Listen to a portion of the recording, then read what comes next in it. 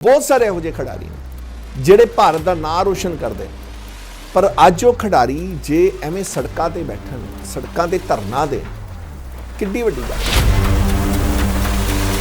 खिडारी अगर कोई तगमा जित के आता है गोल्ड मैडल सिल्वर मैडल या ब्राउन्स मैडल लैके आता है तो उनके उसकी अपनी बहुत वड्डी देन होंगी है जद कि सरकारां दा एडा वड्डा सहयोग साडे देश दे विच खिडारियां नूं नहीं मिलदा। ओलंपिक गेमां तो शुरू हो जाओ तुसीं कॉमनवैल्थ गेमां तो सुरेश कलमाड़ी तो शीला दीक्षित तो इन सारिਆਂ ਦੇ ਵਿੱਚ ਜਦੋਂ ਵੀ ਅਸੀਂ ਝਾਤ मारते हैं तो किते ना किते खेलों के नाम के उपर बड़ा वड्डा इन्हां खिलाड़ियों का शोषण शुरू तो होंदा है। शरीरक शोषण की गल है और वो भी शरीरक शोषण किहदे विच होया बीजेपी के राज दे विच। खेल मंत्री अनुराग ठाकुर भी इहदे च जिहड़े उन्हां तों बड़ियां उम्मीदां ने कोई खुद खिलाड़ी आ और उन्हां तों बड़ियां उम्मीदां सी वो भी ढुल-मुल रुपया कमेटी बना दी है। देखो कमेटी बनेगी अपना काम करेगी।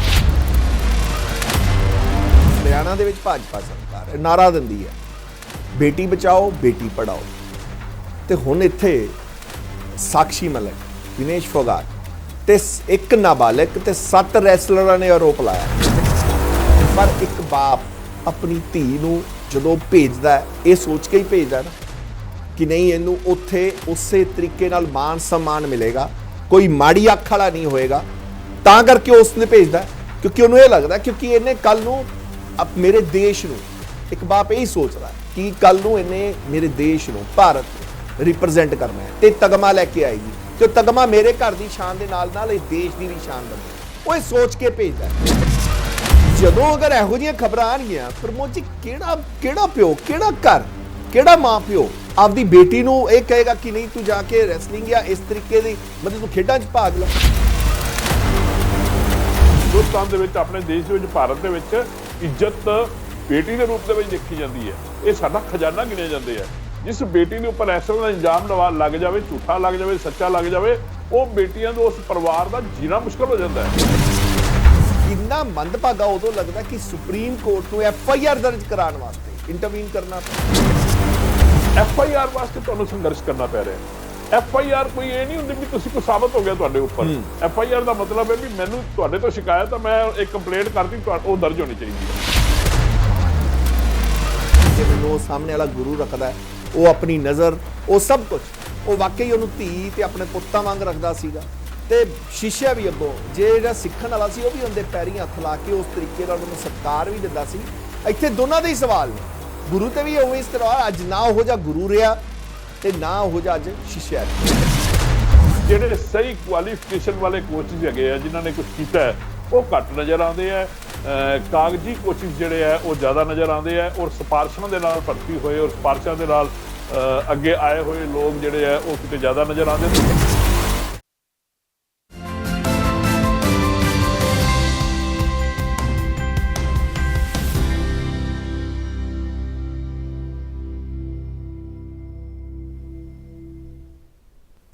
सत श्री अकाल मैं हाँ सुंदर सिंह ते तुसीं वेख रहे हो नज़रिया प्योंतावे जी हाँ नज़र रही अज खिडारियां ते वो खिडारी जिहड़े भारत की शान ने वो खिडारी जिहड़े खेडदे होए वधिया लगदे ने वो खिडारी जिन्हां तो उम्मीद रहिंदी है कि ओलंपिक दे विच साडा नां रोशन करनगे भारत दा ते तगमा लैके आउणगे पर वो खिडारी अज धरने ते ने सड़कां ते ने क्यों क्योंकि WFI दे प्रधान ब्रिज भूषण है नाले सांसद भी ने भाजपा तो बड़े गंभीर आरोप लाए तो धरने ते बैठ गए ने कि गिरफ्तार किया जाए। हालांकि अज हुणे थोड़ी देर पहला सगों सुप्रीम कोर्ट ने कहा दिता कि FIR दर्ज कर दी जाए तो तुसीं सोच सकते हो कि FIR दर्ज करने वास्ते उस खिडारियां नूं जिहड़े कि जिन्हां तो असीं उम्मीद लाने कि वो सिर्फ उन्हां दा काम खेडना तो उन्हां नूं किन्नी मशक्कत करनी पेगी क्योंकि गंभीर आरोप लगे ने आरोप यौन उत्पीड़न दे ते इसे दी चर्चा रहेगी ते मेरे नाल मौजूद रहणगे प्रमोद छाबड़ा जी सियासी माहिर आओ उन्हां दा स्वागत कर लैंदे। सत श्री अकाल प्रमोद जी। सत श्री अकाल सुरिंदर जी तुहानूं ते तुहाडे सारे दर्शकां नूं। प्रमोद जी दुख लगदा है ये लगदा है कि एक पासे चाहे ਸ਼ਾਇਦ ਜੇ ਨੀਰਜ ਚੋਪੜਾ ਦੀ ਗੱਲ ਕਰ ਲਈਏ, ਬਹੁਤ ਘੱਟ ਲੋਕ ਹੋਣਗੇ ਜਿਨ੍ਹਾਂ ਨੂੰ ਸ਼ਾਇਦ ਉਸ ਖੇਡ ਦਾ ਜਵੈਲੀਅਨ ਥਰੋ ਦਾ ਪਤਾ ਵੀ ਹੋਵੇ, ਉਹਨਾਂ ਨੂੰ ਉਹਦੇ ਰੂਲ ਵੀ ਨਹੀਂ ਪਤਾ ਹੋਣੇ। ਪਰ ਅੱਜ ਨੀਰਜ ਚੋਪੜੇ ਦੀ ਹਰੇਕ ਬੰਦਾ ਸ਼ਾਇਦ ਜਾਣਦਾ ਹੈ, ਹਰੇਕ ਬੰਦਾ ਉਹਨੂੰ ਦਿਲ 'ਚ ਰੱਖਦਾ, ਕਿਉਂਕਿ ਉਹਨੇ ਜਿਸ ਤਰੀਕੇ ਨਾਲ ਭਾਰਤ ਦਾ ਨਾਂ ਰੋਸ਼ਨ ਕੀਤਾ। ਤਾਂ ਬਹੁਤ ਸਾਰੇ ਇਹੋ ਜਿਹੇ ਖਿਡਾਰੀ ਨੇ ਜਿਹੜੇ ਭਾਰਤ ਦਾ ਨਾਂ ਰੋਸ਼ਨ ਕਰਦੇ ਨੇ, ਪਰ ਅੱਜ ਉਹ ਖਿਡਾਰੀ ਜੇ ਐਵੇਂ ਸੜਕਾਂ ਤੇ ਬੈਠਣ, ਸੜਕਾਂ ਤੇ ਧਰਨਾ ਦੇਣ, ਕਿੱਡੀ ਵੱਡੀ ਗੱਲ ਹੈ ਜੀ।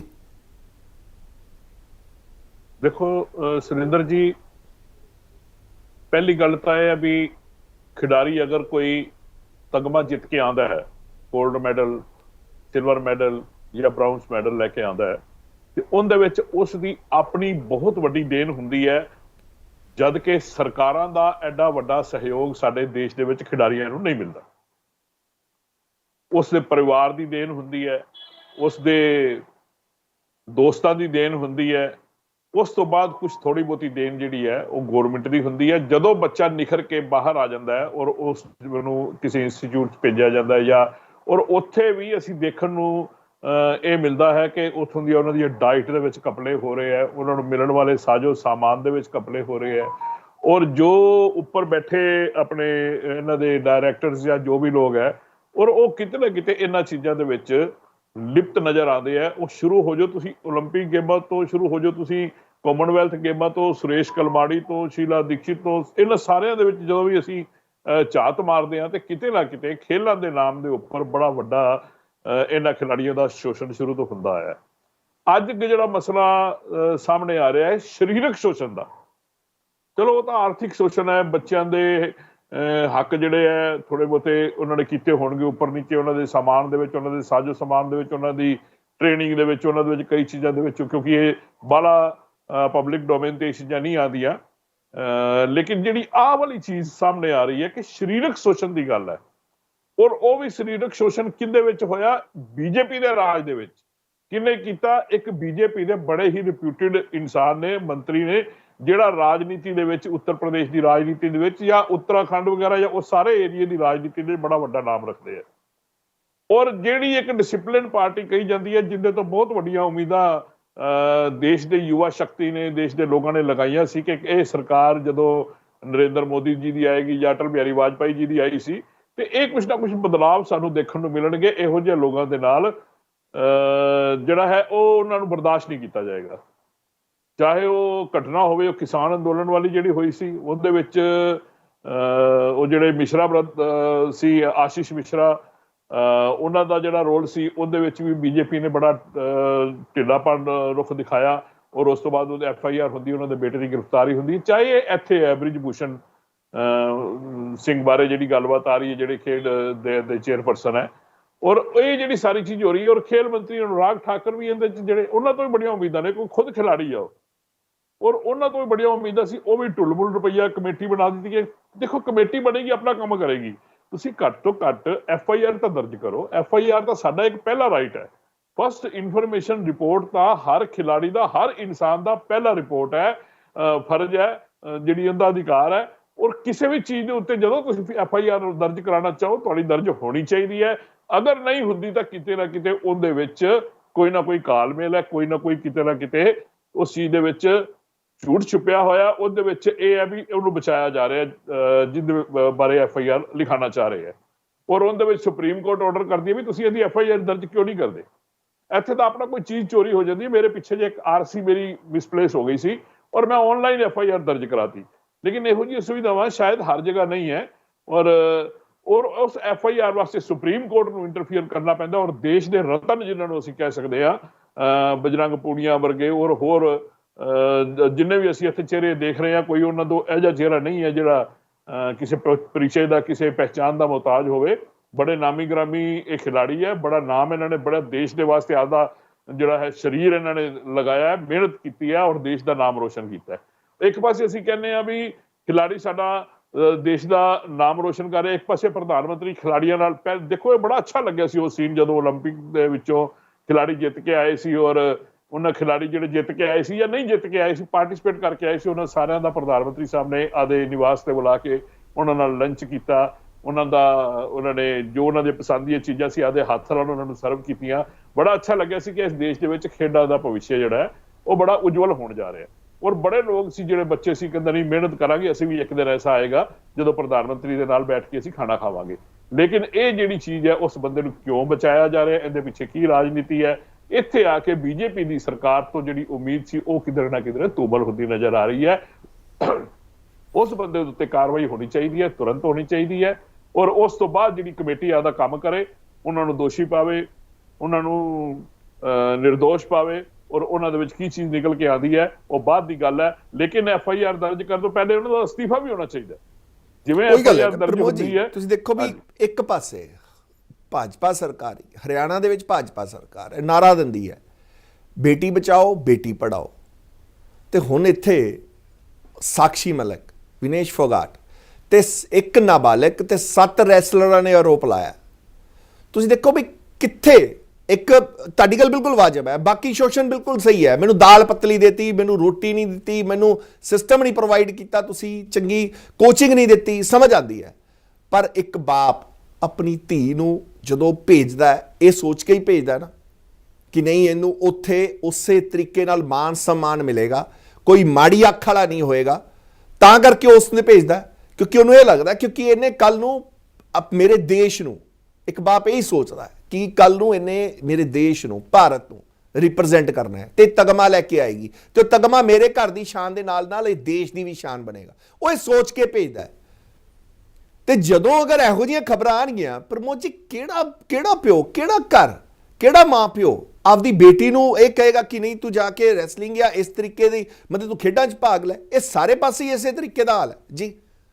ਉਹ ਸੁਰਿੰਦਰ ਜੀ ਦੇਖੋ, ਇਹਦੇ ਵਿੱਚ ਪਤਾ ਕਿ ਇਹਦੇ 'ਚ ਇੰਨੀ ਦੇਰ ਲੱਗਣੀ ਹੀ ਨਹੀਂ ਚਾਹੀਦੀ। ਇਹੋ ਜਿਹਾ ਮਸਲਾ ਜਦੋਂ ਵੀ ਆਉਂਦਾ ਨਾ, ਦੇਖੋ ਉਹਨਾਂ ਬੱਚਿਆਂ ਨੇ ਕੋਈ ਪੋਲਿਟਿਕਸ ਨਹੀਂ ਕਰਨੀ ਹੈ, ਉਹਨਾਂ ਨੇ ਕੋਈ ਰਾਜਨੀਤੀ ਨਹੀਂ ਕਰਨੀ ਹੈ। ਠੀਕ ਹੈ ਵੀ ਉਹਨਾਂ ਦੀ ਫੇਵਰ ਦੇ ਵਿੱਚ ਭੁਪਿੰਦਰ ਸਿੰਘ ਹੁੱਡਾ ਆਏ ਜਾਂ ਹੋਰ ਰਾਜਨੀਤਿਕ ਨੇਤਾ ਆਏ, ਕਈ ਵੱਡੇ ਵੱਡੇ ਖਿਲਾੜੀ ਵੀ ਆਏ, ਕਈ ਖਿਲਾੜੀ ਰਾਜਨੀਤੀ ਨਾਲ ਵੀ ਜੁੜੇ ਹੋਏ ਉਹ ਆਏ, ਇੱਕ ਅਲੱਗ ਗੱਲ ਹੈ। ਲੇਕਿਨ ਇਹਨਾਂ ਬੱਚਿਆਂ ਨੇ ਕੋਈ ਰਾਜਨੀਤੀ ਨਹੀਂ ਕਰਨੀ। ਇਹਨਾਂ ਬੱਚਿਆਂ ਨੇ ਹਜੇ 7-8 ਸਾਲ ਦੇਸ਼ ਨੂੰ ਹੋਰ ਦੇਣੇ ਹੈ, ਔਰ ਹੋ ਸਕਦਾ ਆਉਣ ਵਾਲੇ ਸਮੇਂ ਦੇ ਵਿੱਚ ਇਹਨਾਂ ਦਾ ਐਕਸਪੀਰੀਅੰਸ ਕੋਚ ਦੇ ਰੂਪ ਦੇ ਵਿੱਚ ਦੇਸ਼ ਦੇ ਵਿੱਚ ਸਾਹਮਣੇ ਆਵੇ।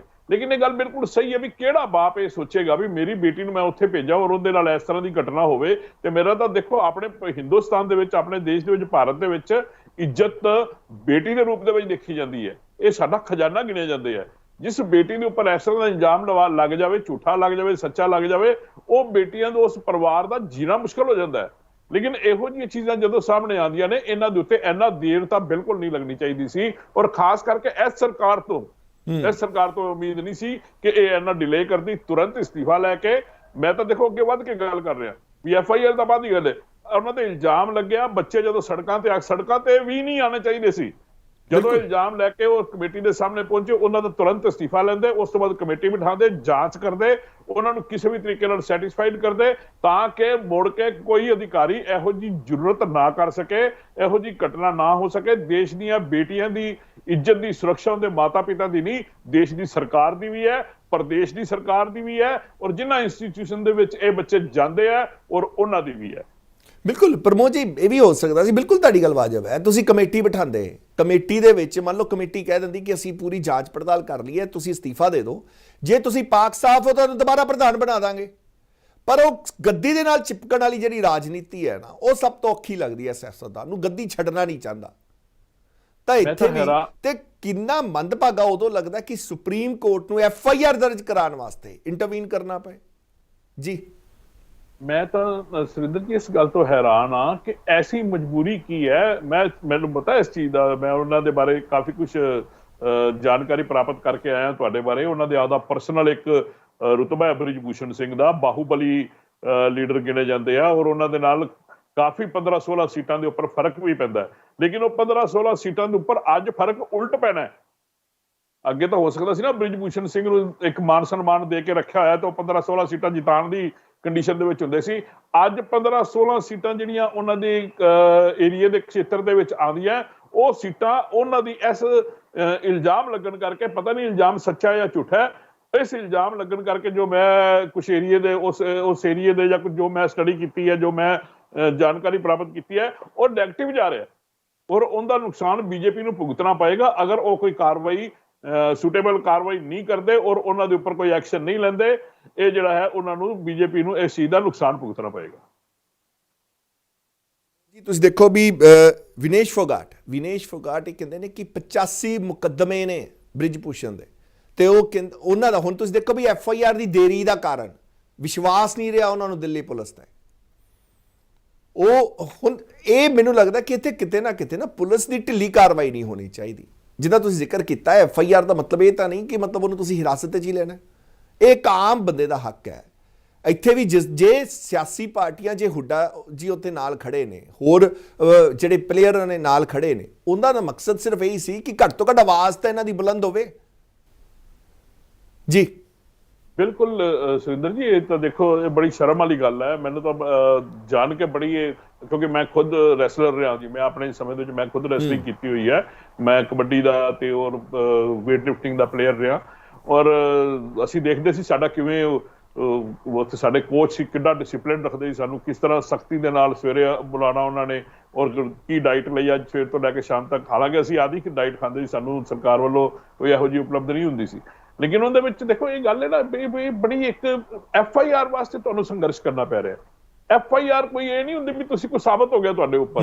FIR ਦਾ ਮਤਲਬ ਹੈ ਵੀ ਮੈਨੂੰ ਤੁਹਾਡੇ ਤੋਂ ਸ਼ਿਕਾਇਤ ਆ, ਮੈਂ ਇੱਕ ਕੰਪਲੇਂਟ ਕਰਤੀ, ਉਹ ਦਰਜ ਹੋਣੀ ਚਾਹੀਦੀ ਹੈ। ਉਸ ਤੋਂ ਬਾਅਦ ਪੁਲਿਸ ਆਪਦਾ ਕੰਮ ਕਰੇ, ਇਨਕੁਆਇਰੀ ਕਰੇ, ਸਮੇਂ ਲਵੇ, ਕੋਈ ਦਿੱਕਤ ਵਾਲੀ ਗੱਲ ਨਹੀਂ ਹੁੰਦੀ। ਉਸ ਤੋਂ ਬਾਅਦ ਜੇ ਤੁਸੀਂ ਦੋਸ਼ੀ ਪਾਏ ਜਾਂਦੇ ਤੁਹਾਨੂੰ ਅਦਾਲਤ ਸਜ਼ਾ ਦੇਵੇ, ਨਹੀਂ ਦੋਸ਼ੀ ਪਾਏ ਜਾਂਦੇ ਤਾਂ ਕੋਈ ਦਿੱਕਤ ਕੋਈ ਨਹੀਂ, FIR ਖਾਰਜ ਹੋ ਜਾਂਦੀ ਹੈ। ਤਫਸ਼ੀਸ਼ ਜਿਹਨੂੰ ਕਹਿ ਦਿੰਦੇ ਹਾਂ ਅਸੀਂ, ਇਨਵੈਸਟੀਗੇਸ਼ਨ ਕਹਿ ਦਿੰਦੇ ਜਿਹਨੂੰ ਅਸੀਂ, ਔਰ ਉਹਦੇ ਵਿੱਚ ਚੀਜ਼ਾਂ ਸਾਰੀਆਂ ਖਤਮ ਹੋ ਜਾਂਦੀਆਂ ਨੇ। ਲੇਕਿਨ FIR ਦਰਜ ਨਾ ਕਰਨਾ, FIR ਦਰਜ ਤੋਂ ਪਹਿਲਾਂ ਕਮੇਟੀ ਬਣਾ ਦਿੱਤੀ ਜਾਂਦੀ ਹੈ। ਕਮੇਟੀ ਜਿਹੜੀ ਹੈ ਉਹ ਵੀ ਉਹਦਾ ਵੀ ਢੁਲਮੁਲ ਰਵੱਈਆ, ਉਹਦੀ ਵੀ ਕੋਈ ਬਹੁਤ ਅੱਛੀ ਸੈਟਿਸਫੈਕਸ਼ਨੀ ਜਿਹੜੀ ਹੈ ਫੈਕਟਰੀ ਰਿਪੋਰਟ ਨਹੀਂ ਆਉਂਦੀ, ਔਰ ਉਹ ਵੀ ਉਹਦੇ ਤੋਂ ਵੀ ਜਿਹੜੇ ਖਿਲਾੜੀ ਦੇਖੋ ਇਹ ਚੀਜ਼ਾਂ ਜਿਹੜੀਆਂ ਨੇ ਇਹ ਸਾਡੇ ਮੌਲਿਕ ਅਧਿਕਾਰ ਨੇ, ਸਾਡੀਆਂ ਪ੍ਰਥਮ ਜਿਹੜੀਆਂ ਦ੍ਰਿਸ਼ਟਾ ਦੇ ਵਿੱਚ ਸਾਡੀਆਂ ਚੀਜ਼ਾਂ ਇਹ ਹੋਣੀਆਂ ਚਾਹੀਦੀਆਂ, ਇਹ ਉਹਨਾਂ ਦੇ ਵਿੱਚ ਉਸ ਸ਼੍ਰੇਣੀ ਦੇ ਵਿੱਚ ਆ ਜਾਂਦੇ ਆ। ਅਗਰ ਐਸਾ ਨਹੀਂ ਹੁੰਦਾ ਤੇ ਇਹਦੇ ਵਿੱਚੋਂ ਕਾਨੂੰਨ ਦੇ ਉੱਪਰ, ਲਾ ਐਂਡ ਆਰਡਰ ਦੇ ਉੱਪਰ ਬੜੇ ਸਵਾਲ ਖੜੇ ਹੁੰਦੇ ਆ, ਔਰ ਉਸ ਚੀਜ਼ ਦਾ ਓਵਰਆਲ ਜਿਹੜਾ ਹੈ ਨੁਕਸਾਨ। ਹਾਲਾਂਕਿ ਫਿਰ ਮੈਂ ਬਾਰ-ਬਾਰ ਉਹੀ ਗੱਲ ਕਰਨਾ ਵੀ ਮੋਦੀ ਸਰਕਾਰ ਦੇ ਵਿੱਚ ਰਹਿਣ ਵਾਲਾ ਇੱਕ VIP ਬੰਦਾ, ਉਹਦੇ ਉੱਪਰ ਅਗਰ ਗੱਲ ਆਉਂਦੀ ਹੈ ਤੇ ਪੂਰੀ ਸਰਕਾਰ ਦੇ ਉੱਪਰ ਉਂਗਲੀ ਉੱਠਦੀ ਹੈ, ਔਰ ਉਹ ਸਰਕਾਰ ਦੇ ਉੱਪਰ ਉਂਗਲੀ ਉੱਠਣ ਵਾਲੀ ਉਹਦੇ ਜਿਹੜੇ ਨਤੀਜੇ ਆਉਣ ਵਾਲੇ ਸਮੇਂ ਦੇ ਵਿੱਚ, ਅਗਰ ਇਹ ਇੱਕ ਮੁਹਿੰਮ ਬਣ ਗਈ, ਅਗਰ ਇੱਕ ਲਹਿਰ ਬਣ ਗਈ ਇਸ ਚੀਜ਼ ਦੇ ਵਿੱਚ, ਤੇ ਇਹਦਾ ਨੁਕਸਾਨ ਜਿਹੜਾ ਹੈ ਚੰਗੇ ਤਰੀਕੇ ਦੇ ਨਾਲ ਜਿਹੜਾ ਹੈ ਉਹ ਨੁਕਸਾਨ ਜਿਹੜਾ ਹੈ ਸਰਕਾਰ ਨੂੰ ਭੁਗਤਣਾ ਪਏਗਾ। ਬਜਾਏ ਇਸ ਦੇ ਸਰਕਾਰ ਨੂੰ ਤੁਰੰਤ ਕਾਰਵਾਈ ਕਰਨੀ ਚਾਹੀਦੀ ਹੈ। ਸਰਕਾਰ ਤੋਂ ਵੀ ਦੇਸ਼ ਨੂੰ ਬੜੀਆਂ ਉਮੀਦਾਂ ਨੇ, ਔਰ ਸਰਕਾਰ ਤੋਂ ਇਹ ਵੀ ਉਮੀਦ ਹੈ ਕਿ ਉਹਨਾਂ ਬੱਚਿਆਂ ਨੇ ਜਿਨ੍ਹਾਂ ਨੇ ਦੇਸ਼ ਦਾ ਨਾਮ ਰੋਸ਼ਨ ਕੀਤਾ, ਮਿਹਨਤ ਕੀਤੀ ਹੈ, ਉਹਨਾਂ ਨੂੰ ਇਨਸਾਫ ਮਿਲੇ। ਜੀ ਬਿਲਕੁਲ ਪ੍ਰਮੋਦ ਜੀ, ਤੁਸੀਂ ਜਿਵੇਂ ਜ਼ਿਕਰ ਕੀਤਾ, ਤੁਸੀਂ ਵੀ ਇਸੇ ਖੇਡ ਨਾਲ ਸੰਬੰਧਿਤ ਹੋ ਕਿ ਪਹਿਲਾਂ ਵੀ ਇਸੇ ਤਰੀਕੇ ਨਾਲ ਸ਼ੋਸ਼ਣ ਦੇ ਆਰੋਪ ਲੱਗਦੇ ਰਹੇ ਨੇ, ਸਰੀਰਕ ਸ਼ੋਸ਼ਣ ਦੇ? ਨਾ ਜੀ ਨਾ, ਬਿਲਕੁਲ ਨਹੀਂ, ਬਿਲਕੁਲ ਕਦੇ ਵੀ ਇਹੋ ਜਿਹੀ ਗੱਲ ਨਹੀਂ ਹੋਈ। ਨਾ ਸਾਡੇ ਕੋਚ ਬੜੇ ਡਿਸਿਪਲਿਨ ਹੁੰਦੇ ਸੀ, ਸਾਡੇ ਜਿਹੜੇ ਲੜਕੀਆਂ ਵੀ ਹੁੰਦੀਆਂ ਸੀ ਗੇਮਾਂ ਦੇ, ਉਦੋਂ ਵੀ ਆਉਂਦੀ ਘੱਟ ਮਾਤਰਾ 'ਚ ਹੁੰਦੀ ਹੈ, ਜਿੰਨਾ ਅੱਜ ਲੜਕੀਆਂ ਆ ਰਹੀਆਂ ਉਸ ਮੁਕਾਬਲੇ ਤੇ ਘੱਟ ਮਾਤਰਾ ਦੇ ਵਿੱਚ ਆਉਂਦੀਆਂ ਸੀ। ਲੇਕਿਨ ਐਸੀ ਗੱਲ ਨਹੀਂ ਹੈ, ਬੜਾ ਮਤਲਬ ਪਲੇਅਰ ਜਿਹੜੇ ਸੀ ਆਪਸ ਵਿੱਚ ਪੂਰਾ ਇੱਕ ਦੂਜੇ ਦੇ ਨਾਲ ਦੋਸਤਾਨਾ ਰਿਲੇਸ਼ਨ ਰੱਖਦੇ ਹੋਏ, ਭੈਣ ਭਰਾ ਦੀ ਦ੍ਰਿਸ਼ਟੀ ਨਾਲ ਦੇਖਦੇ ਹੋਏ, ਇੱਕ ਦੂਜੇ ਦੀ ਹੈਲਪਫੁਲ ਇੱਕ ਵਾਸਤੇ ਹੁੰਦੇ ਸੀ। ਖਾਣਾ ਇਕੱਠੇ ਬੈਠ ਕੇ ਖਾਣਾ, ਕੋਈ ਫਰੂਟ ਲੈ ਕੇ ਆਇਆ ਤਾਂ ਉਹ ਇਕੱਠੇ ਬੈਠ ਕੇ ਖਾਣਾ, ਔਰ ਅੱਛਾ ਗੀਤ ਸੰਗੀਤ ਕਰਨਾ, ਹੱਸਦੇ ਖੇਡਦੇ ਹੋਏ ਢੋਲ ਵਜਾ ਕੇ ਉਹਦੇ ਉੱਪਰ ਐਕਸਰਸਾਈਜ਼ ਕਰਨਾ। ਮਤਲਬ ਇਹ ਚੀਜ਼ਾਂ ਜਿਹੜੀਆਂ ਹੁੰਦੀਆਂ ਸੀ, ਇਹਦੇ ਨਾਲ ਇੰਨਾ ਡਿਸਿਪਲਿਨ ਹੁੰਦਾ ਸੀ ਉਸ ਸਮੇਂ ਦੇ ਵਿੱਚ। ਮੈਂ ਤੁਹਾਨੂੰ ਗੱਲ ਕਰ ਰਿਹਾ 1980, 81, 82 ਦੇ ਦੌਰ ਦੀ, ਜਦੋਂ ਅਸੀਂ ਸਟੂਡੈਂਟ ਹੋਇਆ ਕਰਦੇ ਸੀ। ਉਸ ਜ਼ਮਾਨੇ ਦੀ ਗੱਲ ਹੈ, ਬੜਾ ਡਿਸਿਪਲਿਨ ਹੋਇਆ ਕਰਦਾ ਸੀ, ਔਰ ਬੜੇ ਸਿਸਟਮ ਦੇ ਨਾਲ ਕੰਮ ਚਲਾਇਆ ਜਾਂਦਾ ਸੀ। ਫਿਕਸ ਟਾਈਮ ਹੁੰਦਾ ਸੀ, ਜਿਹੜਾ ਲੇਟ ਆਉਂਦਾ ਸੀ ਉਹਨੂੰ ਐਕਸਟਰਾ ਸਜ਼ਾ ਮਿਲਦੀ ਸੀ। ਸਜ਼ਾ ਵੀ ਕੀ ਮਿਲਣੀ, ਉਹਨੂੰ ਗਰਾਊਂਡ ਦੇ 2 ਚੱਕਰ ਐਕਸਟਰਾ ਲਗਾਉਣੇ ਪੈਂਦੇ ਸੀ। ਵੇਟ ਚੱਕ ਕੇ ਬੋਰੀ ਮੋਢੇ ਤੇ ਮਿੱਟੀ ਦੀ ਲੱਦ ਕੇ ਫਿਰ ਉਹਦੇ ਕੋਲ ਚੱਕਰ ਲਗਵਾਏ ਜਾਂਦੇ ਸੀ ਵੀ ਤੂੰ ਲੇਟ ਆਇਆ, ਤੇਰੀ ਇਹ ਸਜ਼ਾ ਹੈ, ਕਰ। ਔਰ ਉਹਨੂੰ ਫਿਰ ਉਸ ਤੋਂ ਇਲਾਵਾ ਉਹਨੂੰ ਕਿਹਾ ਜਾਂਦਾ ਸੀ ਤੂੰ ਨਮਕ ਵਾਲਾ ਪਾਣੀ ਪੀ, ਪਸੀਨਾ ਆਵੇ ਔਰ ਸਿਹਤ ਬਣੇ। ਸੋ ਇਹੋ ਜਿਹੀਆਂ ਚੀਜ਼ਾਂ ਹੁੰਦੀਆਂ ਸੀ। ਸਰੀਰਕ ਸ਼ੋਸ਼ਣ ਦੇ ਬਾਰੇ ਤਾਂ ਕਦੇ ਜ਼ਿਕਰ ਵੀ ਨਹੀਂ ਹੁੰਦਾ ਸੀ, ਕਦੇ ਗੱਲ ਵੀ ਨਹੀਂ ਹੁੰਦੀ ਸੀ। ਔਰ ਅਗਰ ਕੋਈ ਬਿਮਾਰ ਹੋ ਜਾਂਦਾ ਸੀ ਤੇ ਸਾਡੇ ਕੋਚ ਜਿਹੜੇ ਸੀ ਉਹਦੇ ਘਰ ਜਾ ਕੇ ਉਹਦੇ ਟ੍ਰੀਟਮੈਂਟ ਦੇ ਬਾਰੇ ਉਹਦੇ ਪੇਰੈਂਟਸ ਨਾਲ ਗੱਲ ਕਰਿਆ ਕਰਦੇ ਸੀ, ਔਰ ਉਹਨਾਂ ਦਾ ਇਲਾਜ ਕਰਾਇਆ ਕਰਦੇ ਸੀ। ਇਹੋ ਜਿਹੀਆਂ ਚੀਜ਼ਾਂ ਹੁੰਦੀਆਂ ਸੀ। ਅੱਜ ਕੱਲ੍ਹ ਤਾਂ ਚੀਜ਼ਾਂ ਹੀ ਬਦਲ ਗਈਆਂ ਜੀ, ਦੁਨੀਆ ਹੀ ਬਦਲ ਗਈ ਸਾਰੀ। ਇਹ ਗੁਰੂ ਸ਼ਿਸ਼ਿਆ ਵਾਲਾ ਜਿਹੜਾ ਇਹ ਬਦਲਾਅ ਵੀ ਕਿਉਂ ਇੰਨਾ ਵੱਡਾ ਬਦਲਾਅ ਆਇਆ? ਤੁਸੀਂ ਦੇਖੋ ਵੀ ਪਹਿਲਾਂ ਉਹ ਗੁਰੂ ਦੀ ਵੀ ਗੱਲ ਕਰੀਏ ਤਾਂ ਗੁਰੂ ਵੀ ਆਪਣੀ ਮਰਿਆਦਾ ਰੱਖਦਾ ਸੀ। ਉਹਨੂੰ ਪਤਾ ਸੀ ਜੇ ਮੈਨੂੰ ਉਹ ਸਾਹਮਣੇ ਵਾਲਾ ਗੁਰੂ ਰੱਖਦਾ, ਉਹ ਆਪਣੀ ਨਜ਼ਰ, ਉਹ ਸਭ ਕੁਝ, ਉਹ ਵਾਕਈ ਉਹਨੂੰ ਧੀ ਤੇ ਆਪਣੇ ਪੁੱਤਾਂ ਵਾਂਗ ਰੱਖਦਾ ਸੀਗਾ। ਤੇ ਸ਼ੀਸ਼ਾ ਵੀ ਅੱਗੋਂ ਜਿਹੜਾ ਸਿੱਖਣ ਵਾਲਾ ਸੀ ਉਹ ਵੀ ਉਹਦੇ ਪੈਰੀਂ ਹੱਥ ਲਾ ਕੇ ਉਸ ਤਰੀਕੇ ਨਾਲ ਉਹਨੂੰ ਸਤਿਕਾਰ ਵੀ ਦਿੰਦਾ ਸੀ। ਇੱਥੇ ਦੋਨਾਂ ਦੇ ਹੀ ਸਵਾਲ ਨੇ, ਗੁਰੂ ਤੇ ਵੀ ਉਵੇਂ ਇਸ ਤਰ੍ਹਾਂ ਅੱਜ ਨਾ ਉਹੋ ਜਿਹਾ ਗੁਰੂ ਰਿਹਾ ਤੇ ਨਾ ਉਹੋ ਜਿਹਾ ਅੱਜ ਸ਼ਿਸ਼ਿਆ ਰਿਹਾ ਜੀ। ਹਾਂਜੀ ਬਿਲਕੁਲ ਸਹੀ ਗੱਲ ਹੈ। ਅਸੀਂ ਆਦੇ ਗੁਰੂਆਂ ਦੇ ਆਦੇ ਕੋਚਿਸ ਦੇ ਪੈਰਾਂ ਨੂੰ ਹੱਥ ਲਾਇਆ ਕਰਦੇ ਸੀ, ਉਹਨਾਂ ਨੂੰ ਉਹਨਾਂ ਦੀ ਚਰਨ ਵੰਦਨਾ ਕਰਕੇ ਫਿਰ ਮੈਦਾਨ ਦੇ ਵਿੱਚ ਉਤਰਿਆ ਕਰਦੇ ਸੀ। ਅੱਜ ਕੱਲ੍ਹ ਹੈਲੋ ਸਰ, ਹਾਏ ਸਰ, ਇਹ ਚੀਜ਼ਾਂ ਚੱਲ ਪਈਆਂ। ਔਰ ਗੁਰੂ ਵੀ ਜਿਹੜੇ ਸੀ ਉਹ ਵੀ ਬੜਾ ਸਾਡੇ ਤੋਂ ਪਹਿਲਾਂ ਆ ਕੇ ਕਈ ਵਾਰ ਗਰਾਊਂਡ ਦੀ ਸਫਾਈ ਕਰਿਆ ਕਰਦੇ ਸੀ ਔਰ ਸਾਨੂੰ ਦੇਖ ਕੇ ਸ਼ਰਮਿੰਦਗੀ ਮਹਿਸੂਸ ਹੁੰਦੀ ਸੀ ਵੀ ਅੱਜ ਸਾਡੇ ਜਿਹੜੇ ਆ ਸਰ ਜਿਹੜੇ ਆ ਸਾਡੇ ਕੋਚ ਜਿਹੜੇ ਆ ਉਹ ਗਰਾਊਂਡ ਦੀ ਸਫਾਈ ਕਰ ਰਹੇ ਆ। ਇਹ ਚੀਜ਼ਾਂ ਜਿਹੜੀਆਂ ਸੀ ਮਹਿਸੂਸ ਹੁੰਦੀਆਂ ਸੀ। ਤੁਸੀਂ ਉਹ ਪਿਕਚਰ ਦੇਖੋ ਆਪਣੇ, ਉਹ ਕਿਸ ਤਰ੍ਹਾਂ ਉਹਦੇ ਚ ਗੁਰੂ ਸ਼ਿਸ਼ੇ ਦੀ ਪਰੰਪਰਾ, ਭਾਗ ਮਿਲਖਾ ਭਾਗ ਦੇਖੋ ਤੁਸੀਂ। ਇਹ ਜਿਹੜੇ ਲੋਕ ਬਣੇ ਆ ਨਾ ਜੀ, ਇਹ ਬੜੀ ਮਿਹਨਤ ਨਾਲ ਬਣੇ ਆ ਔਰ ਉਹਦੇ ਵਿੱਚ ਟੀਚਰਸ ਦਾ, ਕੋਚਿਸ ਦਾ, ਗੁਰੂਆਂ ਦਾ, ਉਸਤਾਦਾਂ ਦਾ ਬੜਾ ਵੱਡਾ ਰੋਲ ਰਿਹਾ ਹੈ। ਔਰ ਅੱਜ ਦੇ ਜਿਹੜੀ ਦੇਖੋ ਗੱਲ ਸੁਣੋ, ਮੈਂ ਪਹਿਲੀ ਗੱਲ ਤਾਂ ਕੋਚਿਸ ਦੇ ਬਾਰੇ ਕੋਈ ਜ਼ਿਆਦਾ ਕੁਝ ਨਹੀਂ ਕਹਾਂਗਾ, ਲੇਕਿਨ ਕਿਤੇ ਨਾ ਕਿਤੇ ਦੇਖਣ ਨੂੰ ਮਿਲਦਾ ਹੈ ਜਿਹੜੇ ਸਹੀ ਕੁਆਲੀਫਿਕੇਸ਼ਨ ਵਾਲੇ ਕੋਚਿਸ ਹੈਗੇ ਆ ਜਿਨ੍ਹਾਂ ਨੇ ਕੁਝ ਕੀਤਾ ਹੈ ਉਹ ਘੱਟ ਨਜ਼ਰ ਆਉਂਦੇ ਆ। ਕਾਗਜ਼ੀ ਕੋਚਿਸ ਜਿਹੜੇ ਆ ਉਹ ਜ਼ਿਆਦਾ ਨਜ਼ਰ ਆਉਂਦੇ ਆ ਔਰ ਸਿਫਾਰਸ਼ਾਂ ਦੇ ਨਾਲ ਭਰਤੀ ਹੋਏ ਔਰ ਸਿਫਾਰਸ਼ਾਂ ਦੇ ਨਾਲ ਅੱਗੇ ਆਏ ਹੋਏ ਲੋਕ ਜਿਹੜੇ ਆ ਉਹ ਕਿਤੇ ਜ਼ਿਆਦਾ ਨਜ਼ਰ ਆਉਂਦੇ। ਤੁਸੀਂ ਦੇਖੋ ਹਰਿਆਣਾ ਦੇ ਵਿੱਚ ਜਿਹੜੇ ਸਪੋਰਟਸ ਮਿਨਿਸਟਰ ਹੈ ਉਹਨਾਂ ਦੇ ਉੱਪਰ ਇੱਕ ਕੋਚ ਨੇ ਇਲਜ਼ਾਮ ਲਗਾਏ ਔਰ ਇਹ ਦੇਖੋ ਇਹ ਸਾਰੀਆਂ ਚੀਜ਼ਾਂ ਜਿਹੜੀਆਂ ਨੇ ਨਾ ਇਹ ਗੇਮ ਵਾਸਤੇ ਬੜੀਆਂ ਸ਼ਰਮਨਾਕ ਨੇ। ਇਹ ਚੀਜ਼ਾਂ ਨਹੀਂ ਹੋਣੀਆਂ ਚਾਹੀਦੀਆਂ। ਇਹਦੇ ਉੱਪਰ ਸਰਕਾਰ ਨੂੰ ਤੁਰੰਤ ਇੱਕ ਡਿਸਪਲਿਨਰੀ ਕਮੇਟੀ ਬਣਾਉਣੀ ਚਾਹੀਦੀ ਹੈ ਜਿਹੜੀ ਇਹਨਾਂ ਚੀਜ਼ਾਂ ਦਾ ਧਿਆਨ ਰੱਖੇ। ਹਰ ਚੀਜ਼ ਵਾਸਤੇ ਬਣੀ ਹੋਈ ਹੈ ਅਨੁਸ਼ਾਸਨਿਕ ਕਮੇਟੀ, ਇਹਨਾਂ ਦੇ ਵਾਸਤੇ ਬੜੀ ਇੱਕ ਗੰਭੀਰਤਾ ਦੇ ਨਾਲ ਸਰਕਾਰ ਨੂੰ, ਕੇਂਦਰ ਸਰਕਾਰ ਨੂੰ ਸੋਚਣਾ ਚਾਹੀਦਾ ਹੈ ਹਰ ਸਟੇਟ ਦੇ ਵਿੱਚ ਉਹਦਾ ਪ੍ਰਤੀਨਿਧੀ ਹੋਵੇ ਔਰ ਇੱਕ ਪੂਰੀ ਐਸੀ ਅਨੁਸ਼ਾਸਨਾਤਮਕ ਕਮੇਟੀ ਜਿਹੜਾ ਵੀ ਕੋਈ ਕਰੇ ਤੁਰੰਤ ਉਹਦੇ ਤੇ ਐਕਸ਼ਨ ਹੋਵੇ, ਉਹਨੂੰ ਇੱਕ ਵਾਰੀ ਸਾਈਡ ਤੇ ਕਰ ਦੇ, ਇੱਕ ਵਾਰੀ ਸਾਈਡ ਤੇ ਕਰੋ ਤਾਂ ਕਿ ਬੱਚਿਆਂ ਦਾ ਹੌਸਲਾ ਵਧੇ। ਕੋਈ ਸਾਡੇ ਨਾਲ ਮਿਸ ਹੈਪਨਿੰਗ ਹੋਏਗੀ ਤੇ ਸਾਡੇ ਪਿੱਛੇ ਸਰਕਾਰ ਬੈਠੀ ਹੈ। ਜਿੰਨੀ ਦੇਰ ਤੱਕ ਇਹ ਇਸ ਤਰ੍ਹਾਂ ਦਾ ਨਿਯਮ ਨਹੀਂ ਬਣਦਾ, ਰੂਲ ਨਹੀਂ ਬਣਦਾ, ਉਹ ਉਨੀ ਦੇਰ ਤੱਕ ਬੱਚੇ ਜਿਹੜੇ ਆ ਘਰਾਂ ਚੋਂ ਬਾਹਰ ਨਹੀਂ ਨਿਕਲਣਗੇ, ਉਹਨਾਂ ਦੇ ਪੇਰੈਂਟਸ ਉਹਨਾਂ ਨੂੰ ਨਹੀਂ ਆਉਣ ਦੇਣਗੇ ਔਰ ਉਹ ਜਿਹੜੀਆਂ ਨੇ ਸਾਡੀ ਦੇਸ਼ ਦੀ ਖੇਡ ਨੀਤੀ ਦੇ ਉੱਪਰ ਬੜਾ ਵੱਡਾ ਅਸਰ ਪਾਏਗਾ। ਬਿਲਕੁਲ ਪ੍ਰਮੋਦ ਜੀ, ਤੁਸੀਂ ਸਾਡੇ ਨਾਲ ਜੁੜੇ ਤੇ ਆਪਣੀ ਬੇਬਾਕ ਰਾਏ ਰੱਖੀ, ਬਹੁਤ ਬਹੁਤ ਧੰਨਵਾਦ ਸਾਡੇ ਨਾਲ ਜੁੜਨ ਲਈ। ਸਤਿ ਸ਼੍ਰੀ ਅਕਾਲ। ਬਿਲਕੁਲ ਫਿਲਹਾਲ FIR ਦਰਜ ਹੋ ਗਈ ਹੈ। ਸੁਪਰੀਮ ਕੋਰਟ ਦੇ ਦਖਲ ਤੋਂ ਬਾਅਦ ਲੱਗਦਾ ਹੈ ਕਿ ਬ੍ਰਿਜ ਭੂਸ਼ਣ ਦੀ ਮੁਸ਼ਕਲਾਂ ਵੱਧ ਗਈਆਂ ਨੇ, ਪਰ ਇਨਸਾਫ ਕਦੋਂ ਮਿਲੇਗਾ ਇਹ ਤਾਂ ਹਾਲੇ ਆਉਣ ਵਾਲਾ ਸਮਾਂ ਦੱਸੇਗਾ। ਤੇ ਸੀ ਅੱਜ ਦਾ ਨਜ਼ਰੀਆ। ਕੱਲ ਫਿਰ ਮਿਲਾਂਗੇ ਕਿਸੇ ਹੋਰ ਖਬਰ ਤੇ ਨਜ਼ਰ ਲੈ ਕੇ ਨਜ਼ਰੀਆ ਬਿਉਂਦਾ ਵਿੱਚ। ਤਦ ਤੱਕ ਦੋ ਮੈਨੂੰ ਇਜਾਜ਼ਤ। ਸਤਿ ਸ਼੍ਰੀ ਅਕਾਲ।